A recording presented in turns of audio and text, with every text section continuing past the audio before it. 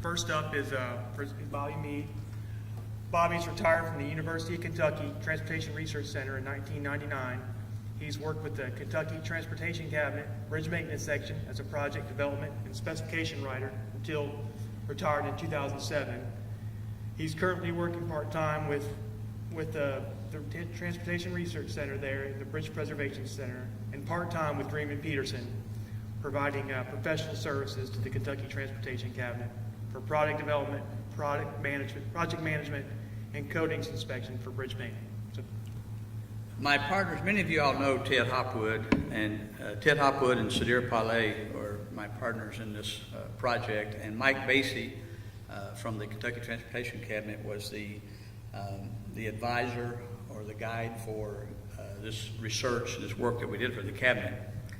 The Kentucky Transportation Cabinet recognizes, as probably all of us do, that maintenance painting of steel structures is an expensive proposition, and most of us expect out of field maintenance painting maybe 17 to 20 years, and over the life of a structure that adds up to a lot of cost.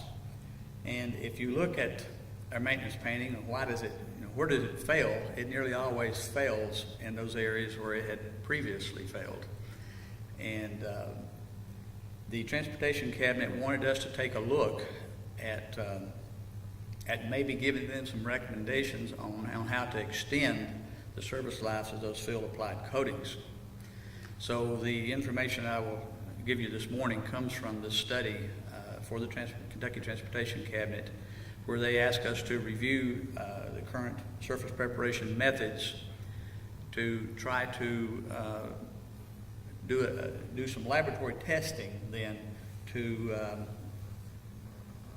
that sort of replicate or at least approach those conditions in the field, and then for us to assess the remaining chlorides or the effectiveness of those methods, because their belief and mine is that the primary reason that those coatings fell prematurely or fell earlier than we would like them to in the field is you still have the same stressors. You still have the water, the salts, the UV exposure in the areas that you did before, but they fell earlier than a new coating typically does. And why is that? And it's, I think in large part is because we quite often have contaminants on those surfaces. So they were looking for surface preparation recommendations that might remediate those chlorides as well as we could. We have done a fair amount of work in this area over the last 20, 25 years, and we found in some previous studies that attempting to dope salt on panels and evaluate them for the performance of coatings really didn't work. It's unpredictable. You can get relatively high levels of chlorides on a doped surface that may last very well, and others that have lower levels that will fail. It's just unpredictable. And so what we determined that, first of all, we didn't want a dope panel, so we're going to try to create the surface on these panels that is similar to what we find in the field, which are rough, pitted, contaminated surfaces. And we use salt fog exposure to achieve that. Secondly, we've done a number of studies, and we've used the field retrieval methods for salts. And what we have found is that we did some work for the National Surface Treatment Center a few years back, and I think we evaluated like 8 methods, and all of them work very well as designed and as advertised. But it's the wrong tool for what we're trying to do. All of them solubilize salts in a given area. I think all of them are larger than 10 square centimeters, some of them much larger than that, and they give you an average contamination. They give you the salt contamination of that area, but it's averaged over the area, which is not the problem we'll get to in a few minutes. So we determined to use boiling extraction to determine the remaining salts on our laboratory testing. And then finally, one of the keys here is not how much salt remains, but how they're deposited on the surface. So we use a scanning electron microscope to take a look at that. The process here was to take 4x6 steel panels, to remove all the mill scale from them, to place them in a salt fog cabinet where they were rotated every 100 hours for 2,000 hours, At the end of 2,000 hours, we had some heavily contaminated and a lot of corrosion product and salts on the surfaces. You really won't see this in the field. That stuff is so loosely adhered that it will blow away, wash away, it'll be gone mostly. So we, first of all, before we did anything else, we cleaned all of these to an SP2, scraped off the loose stuff, brushed them off with a wire brush. And at the end of that, what we found was, and this closely reproduces what we find in the field, is that our profile on these, with the pits in them from the corrosion, was about 20 mils of profile. And the chloride contamination of these averaged about 500 micrograms per square centimeter. That sounds like a lot, but we've actually measured 460, 470 micrograms per square centimeter on in-service bridges after the snow and ice season. So it can happen. It does happen. After these panels had been cleaned to an SP2, they were apportioned as we see here. Yeah, I think you can see that okay. A 1-inch strip was removed from the bottom of each panel and was subjected to boiling extraction to assess the initial chloride condition. After the experimental surface preparation methods were applied, another 1-inch strip was removed to look for chloride deposition with the microscope. And then the remaining 4x4 panel was again subjected to boiling extraction to quantify the remaining chlorides. This is just an example here. For each surface preparation method that we used, we selected 3 panels at random. And you can see here we've done the SP2, we've clipped off the 1-inch strip, we've combined those for that particular surface preparation method for boiling extraction. At this point, we had completed our review of surface preparation methods, and the Kentucky Transportation Cabinet, I mean, this is not all-inclusive. There are other methods out there. There are other ways of doing this. But these are ones they thought were possible candidates for surface preparation. So there was a total of 32. 8 of them were dry methods. We had different combinations of abrasive material. We had steel grit, mineral slag, glass, and aluminum oxide, and abrasive size. Most of our contractors in Kentucky use a 40-50 steel grit mix. That was our base surface preparation abrasive. But we also added 120 grit in some of the methods. We also reblasted. We would blast a set of steel panels to SP10 condition. We would, one set immediately was stored in that condition. Another set was blasted again after it flash rust over a day or so. All of them were then, except for the first 3. And then 3 more were removed, and then 6 more were blasted the second time. And then the final 3 was blasted, reblasted 3 times for a total of 4 blasts. 24 of the methods involved water, combinations of water pressure up to 20,000 psi, water abrasive mixes. Sometimes we injected abrasives into the water stream, sometimes we injected water into the abrasive stream, water temperature up to 165 degrees Fahrenheit, and we used a couple of chemical additives. The surface cleanliness after the surface preparation, and we were trying to achieve something similar between the wet and the dry methods, but we blasted to an SPC SP10 condition, as you can see. I think Jeff Pouliot told us their domestic scan had indicated that's what most DOTs try to achieve as an SP10, and that's what we were working toward here. As you can see, there's a little bit of staining in the upper corners and along the top, so I think this meets an SP10 condition. And then the wet methods were cleaned to what was visually a similar condition. At the time that we did this, SSPC had not published their new water jetting standards, but in looking at them afterwards, it would probably have been a VIS 4 WJ1 condition, very similar except for the anchor profile, is similar as far as cleanliness of the SP10. At that point, the 4x4 piece of metal was placed in boiling extraction to measure the amount of chloride remaining after surface preparation. And the 1-inch strip then that was remaining was taken to a scanning electron microscope. At the time that we were doing the work, I thought the guys had obtained some good pics, but they didn't, so I had them stick an old sliver back in there just to give you an idea of the relative complexity and size of things. And this little 1-inch sliver that you can see there is fairly rusted. It wasn't when we looked at it, I hope. So our data.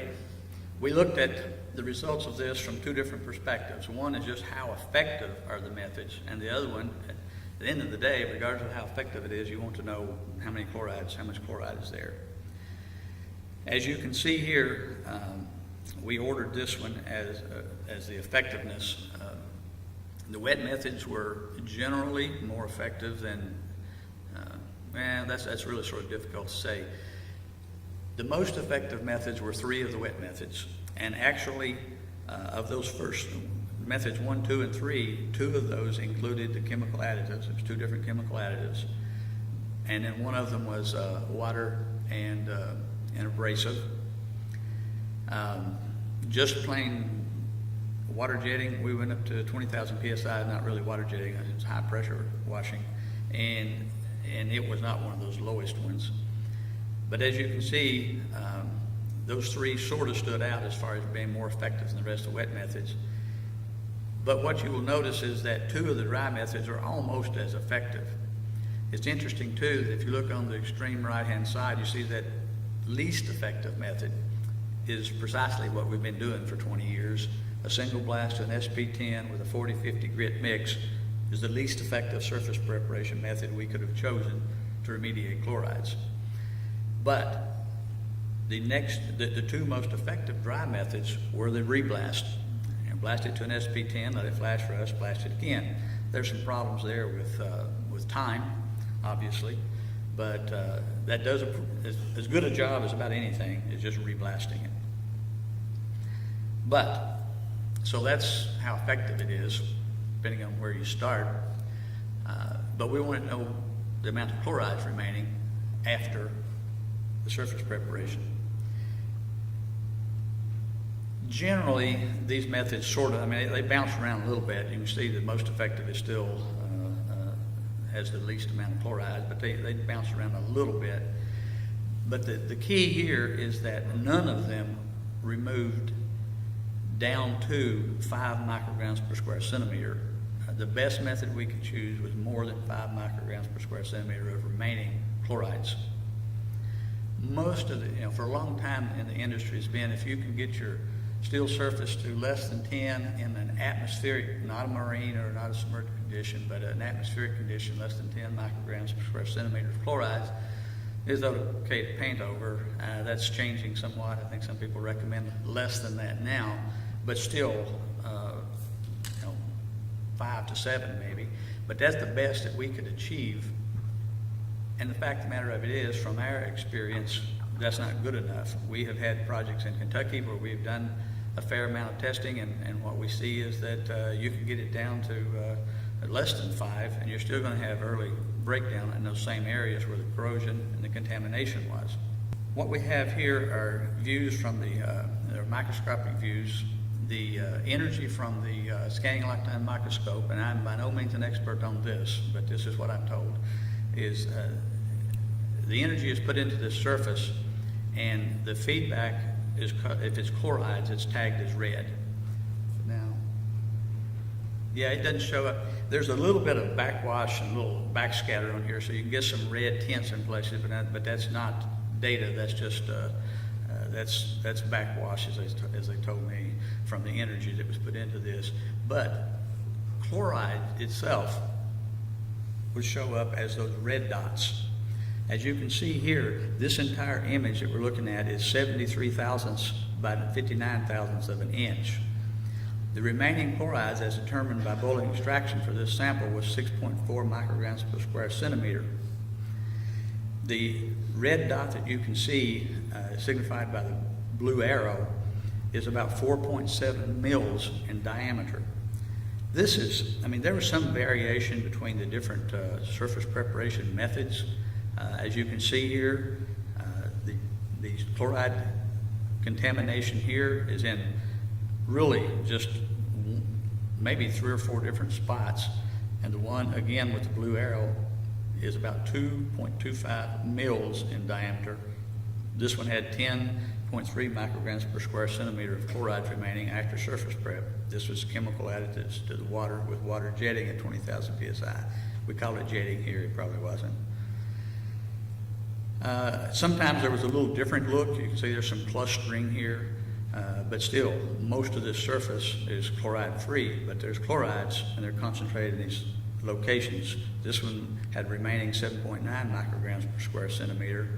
The area that designated by the arrow is 3.6 mils. See here a little bit different look with some scattering, a grouping of some chloride, smaller contamination. 30 mils is the diameter of this spot. And here you really only have one area that's contaminated. It's a little larger, it's 18 mils. But the key here, remember we was talking about, you really want to get your chloride levels down to somewhere around 5 is what most of us would be looking for. But we've still seen failures even at those levels and lower.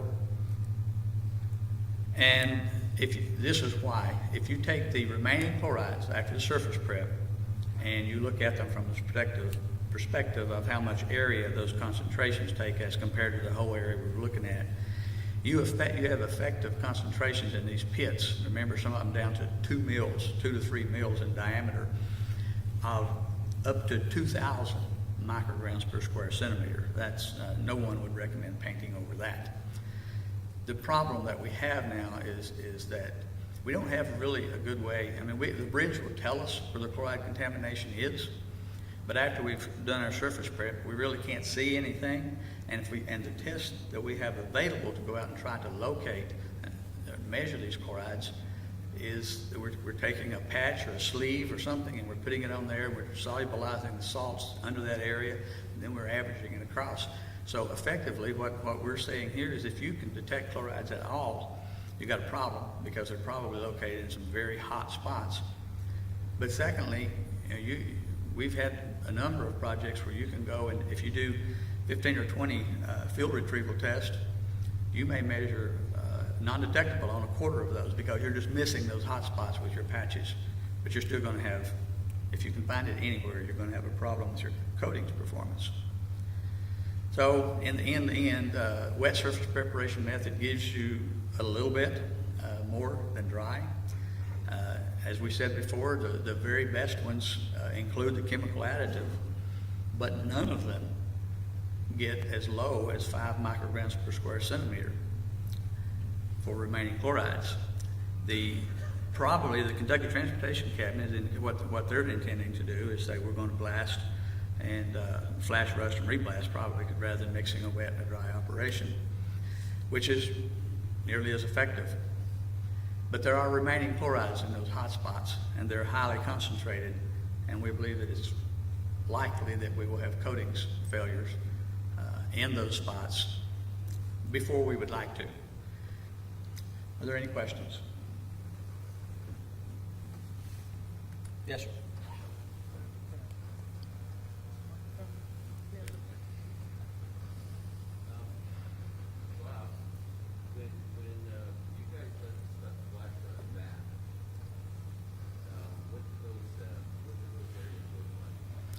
Well, I mean, after 24 hours, something in that neighborhood, you'll start getting the dark look. I mean, it's not red rust, but you start getting corrosion back, and you can see the difference, the visual difference in the panels. So we would just blast it back to an SP10 condition the second time. Okay, my question was, is there a visual indicator when you let the steel rust back before the second blast that shows the difference between your standard, oxidative type rust and the areas where the chloride hotspot was? No, yeah. You can't see it. You're going to see some darkening, you're going to see some corrosion taking place, but you can't tell that there's a spot, that there's a chloride taking place, but you can't tell that there's a spot, that there's a chloride hot spot there necessarily. You're just going to see some rust. Wow, I loved your study, and you made the micro hits really important and visual. Is there a chance for a redo with the Kentucky cabinet? I understand you have to follow the testing protocols, but I know one of the chemical additives has a label with the requirement of a higher pressure, and that helps flood the contours, the surface profile. Is there a chance for the next test including similar but different protocols? Well, at this time, there's no plans. We have used the chemical additives that we used in this laboratory evaluation. We have also used in the field, and as I said, we see in the lab and we've seen in the field that they do reduce the amount of chlorides remaining on the steel. But in my experience, we have not used them either in the laboratory or the field that have removed all the chlorides, and they do help. They seem to help, but at the end of the day, we still have chlorides out there. We had a project about 15 or 18 years ago where we had the chemical additives that we were using, and we did wash at 4,000 psi, and then we did a surface prep, and we measured using the field retrieval methods, which are problematic, I think, and we got some undetectables, but we also had several hits on chlorides, 3, 4, 5, 6, 7. We painted that bridge, and in 5 or 6 years, those areas were already having some corrosion, some breakdown. So at the present, there's no plans to do further work on this. And you know, a lot of times when you do research, you don't find answers, you just define problems. And I feel like that's what we've done here, is say, you know, we have our field applied coatings don't last as long as we want. The reason we believe is chloride contamination, and I can't tell you a good way right now to remove the chlorides, but we need as an industry to identify that if we can. And this was not an all-inclusive surface preparation list. I'm sure there's other things that can be done. Thank you. Thank you. All right, thank you, Bobby. That was a great presentation.